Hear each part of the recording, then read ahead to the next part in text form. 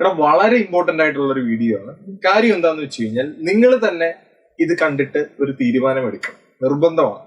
കാര്യം നിങ്ങളിപ്പോ ഒരു എക്സാമിന് വേണ്ടി പഠിക്കുന്ന ആൾക്കാരാണ്. അപ്പോ നിങ്ങൾ എല്ലാം വലിച്ചു വാരിയിട്ട് പഠിക്കേണ്ട കാര്യമുണ്ടോ? നിങ്ങൾ തന്നെ ഒന്ന് ആലോചിച്ച് നോക്കി, എല്ലാം വലിച്ചു വാരിയിട്ട് പഠിക്കേണ്ട കാര്യമുണ്ടോ? ഇപ്പൊ കുറച്ച് മാർക്ക് കൂടാൻ വേണ്ടി ഇമ്പ്രൂവ് ചെയ്യുന്നവരുണ്ട്. അതല്ലാതെ നമ്മൾ പാസ് ആവാൻ വേണ്ടി പഠിക്കുന്ന ആൾക്കാർ.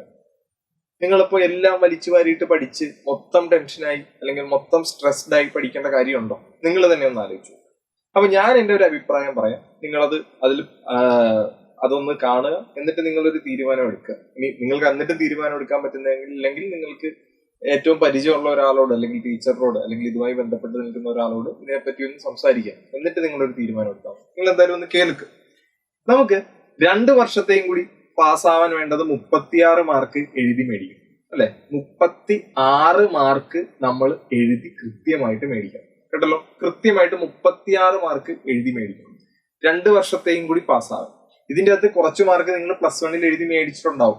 ഒരു 10 മാർക്ക് എഴുതി മേടിച്ച ഒരാളാണെങ്കിൽ അയാൾക്ക് ബാക്കി 26 മാർക്ക് മതിയാവും +2 ജയിക്കാൻ വേണ്ടി, അല്ലെ? അപ്പൊ അതിങ്ങനെ ഓരോരുത്തരനുസരിച്ച് മാറി മാറി വരും. അപ്പോ നിങ്ങൾ എല്ലാം വലിച്ചു വാരിയിട്ട് പഠിക്കണ്ട.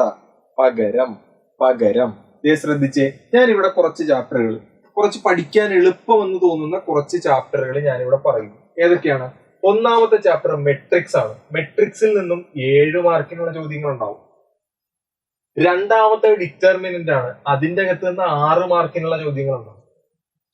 മൂന്നാമത് ലീനിയർ പ്രോഗ്രാമിംഗ് പ്രോബ്ലം ആണ്. അതിൽ നിന്നും 6 മാർക്കിനുള്ള ചോദ്യം ഉണ്ടാവും. അടുത്തത് വെക്ടർ ആണ്. വെക്ടറിൽ നിന്നും 7 മാർക്കിനുള്ള ചോദ്യം ഉണ്ടാവും. പിന്നെയുള്ളത് റിലേഷൻ ആൻഡ് ഫംഗ്ഷൻ ആണ്. അതിൽ നിന്നും 7 മാർക്കിനുള്ള ചോദ്യം ഉണ്ടാവും. പിന്നെയുള്ളത് പ്രോബബിലിറ്റി ആണ്. അതിൽ നിന്നും 7 മാർക്കിനുള്ള ചോദ്യം ഉണ്ടാവും. ഈ ചാപ്റ്ററുകളിലെ മാർക്ക് മാത്രം കൂട്ടിയാൽ നമുക്ക് 40 മാർക്കായി. പിന്നെ ഇത് കൂടാതെ ഒരു ചെറിയ ചാപ്റ്റർ കൂടിയുണ്ട്, 3 ഡയമെൻഷണൽ ജോമെട്രി അല്ലെങ്കിൽ 3D. ഇതിൽ നിന്ന് സാധാരണ ചോദിക്കുന്നത് 4 മാർക്കിനുള്ള ഒരു ചോദ്യമാണ്. അപ്പൊ ഈ 4 കൂടി ചേരുമ്പോ തന്നെ 44 മാർക്കായി.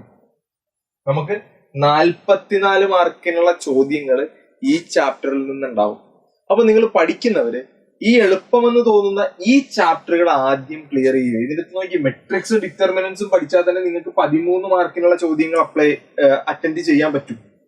അപ്പോ നിങ്ങൾ പഠിക്കുമ്പോൾ നിങ്ങൾക്ക് ഏറ്റവും എളുപ്പമെന്ന് തോന്നുന്ന ചാപ്റ്ററുകൾ മുഴുവനായിട്ട് പഠിക്കാൻ നോക്കുക. ഇപ്പോ നമ്മുടെ കണ്ടിന്യൂറ്റി, ഡിഫറൻഷ്യബിലിറ്റി, ഇന്റഗ്രേഷൻ, ഡിഫറൻസിയേഷൻ, ഈ ചാപ്റ്ററുകൾ കുറച്ച് കണക്റ്റഡ് ആണ്. അപ്പൊ ഇതിന്റെ ഇടയ്ക്കുന്ന് കയറി പഠിക്കുക എന്നുള്ളത് ബുദ്ധിമുട്ടായിരിക്കും.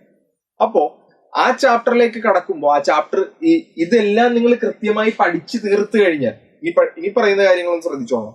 ഈ ചാപ്റ്ററിലെ എല്ലാ പോർഷനും, ഒരു പോർഷൻ വിടാതെ എല്ലാ ചാപ്റ്ററും പഠിച്ചു തീർത്ത് കഴിഞ്ഞാൽ ബാക്കി വരുന്ന ചാപ്റ്ററുകൾ നിങ്ങൾ എല്ലാം പഠിക്കണമെന്നില്ല. ചില ചാപ്റ്റർ നിങ്ങൾക്ക് പഠിക്കാൻ ബുദ്ധിമുട്ടാണെങ്കിൽ വിട്ടുകള, അത് പിന്നെ നോക്കണ്ട. അതായത് ഇപ്പോ ആപ്ലിക്കേഷൻ ഓഫ് ഡെറിവേറ്റീവ്സ് നിങ്ങൾക്ക് ബുദ്ധിമുട്ടാണ്, അത് പിന്നെ അതിന് കടിച്ചു തൂങ്ങി കിടക്കണ്ട. ഇനി അതല്ല, ഇന്റഗ്രേഷൻ നിങ്ങൾക്ക് ബുദ്ധിമുട്ടാണ്, വിട്. പക്ഷേ ആ സമയത്ത് ബാക്കി എളുപ്പമുള്ള ഈ ചാപ്റ്ററുകൾ എല്ലാം കൃത്യമായി നോക്കണം.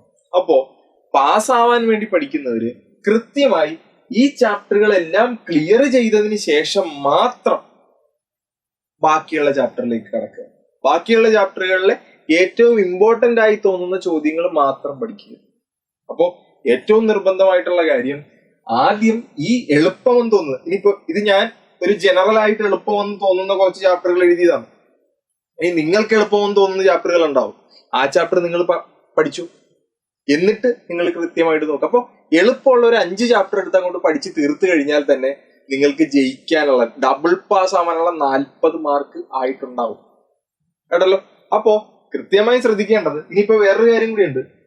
ഈ ചാപ്റ്റർ മാത്രം പഠിച്ചിട്ട് വെറുതെ ഇരിക്കരുത്. നിങ്ങൾ ഈ ചാപ്റ്റർ എല്ലാം പഠിച്ചു, 44 മാർക്കിന് ചോദ്യം വന്നു, അപ്പോഴും ഒരു ചാൻസ് ഉണ്ട് ചില ചോദ്യങ്ങൾ തെറ്റിപ്പോവാം, ചില ചോദ്യങ്ങൾക്ക് നമുക്ക് ആൻസർ എഴുതാൻ പറ്റാതെ വരാം. അപ്പോഴും ചെറിയ ചെറിയ പ്രശ്നങ്ങളുണ്ട്. അതിന് നമ്മൾ ബാക്കിയുള്ള ചാപ്റ്ററുകളിൽ നിന്നും റിപ്പീറ്റ് ആയിട്ട് ചോദിക്കുന്ന ചോദ്യങ്ങൾ മാത്രം എടുത്ത് പഠിക്കുക, അതല്ലാതെ മുഴുവനായിട്ട് പഠിക്കാൻ നിൽക്കരുത്, കേട്ടല്ലോ. അപ്പൊ നിങ്ങൾ നിർബന്ധമായിട്ടും പഠിക്കേണ്ട കുറച്ച് ചാപ്റ്ററുകളാണ്.